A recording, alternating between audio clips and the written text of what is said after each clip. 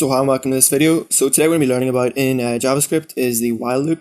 But before we get on to that, I just wanted to say that from now on I'm going to try and make all the learn JavaScript videos under 5 minutes or 5 minutes or less.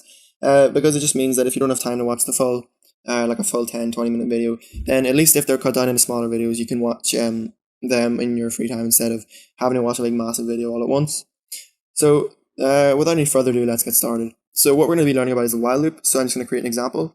Well, first I'll actually explain it. So what a while loop does is it executes the code within it so long as the conditions within the while loop are true. So what I'm going to show, that sounds kind of weird, but I'll just show you now. So here is where we put our conditions. So I'll just say conditions go here. And then code to execute goes here. So what I'm going to put in here is I'm going to create a condition that says I is less than 10.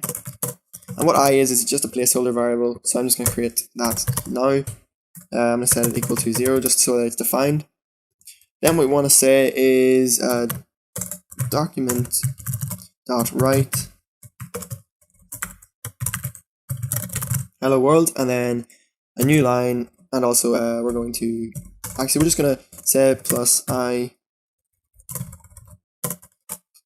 plus a new line. So what this will do is it'll say hello, it'll print out hello world, then a space, then whatever number I is at, and then it'll print out the new line. So what happens here is it says while I is less than 10, and to start off with I is 0. So what we say is while 0 is less than 10, write out hello world space 0 and then a new line. But this will keep running forever because this condition will always be true unless we actually have to change it, or else it'll run forever. So to change it, we just say I plus plus.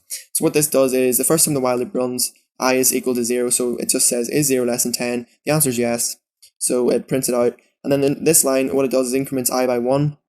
So basically just adds 1 to whatever I is at the time. So in this case, if I was 0, I would become 1 the second time the while loop ran. I would say while 1 is less than 10, run this code. Then what we want to do is we want to increment y again, or I again. So the third time the while loop runs, I is equal to 2. So now if we come over to our page and we refresh, it says hello world 0, hello world 1, hello world 2, whatever, and it goes all the way up to 9. And for some reason our new line's not working, but that doesn't matter for the minute anyway. So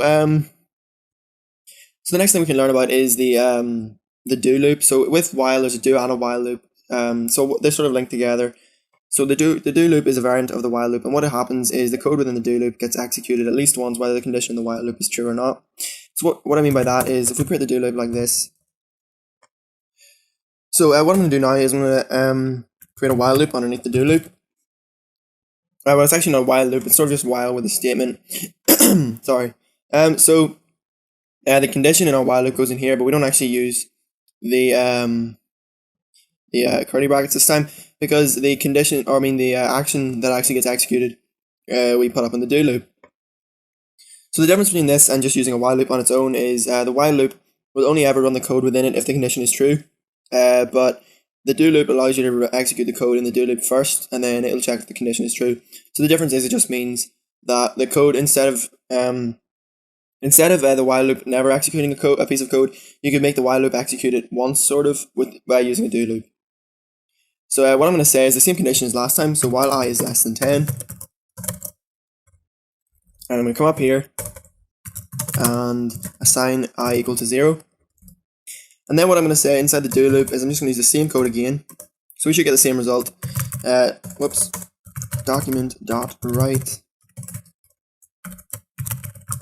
hello world, and then we want to append I on, and then we want to append a new line. So instead of using the new line tag, I'll just use the break tag this time. And then what we want to say is I plus plus, because again, if we don't do that, the loop will just run on forever.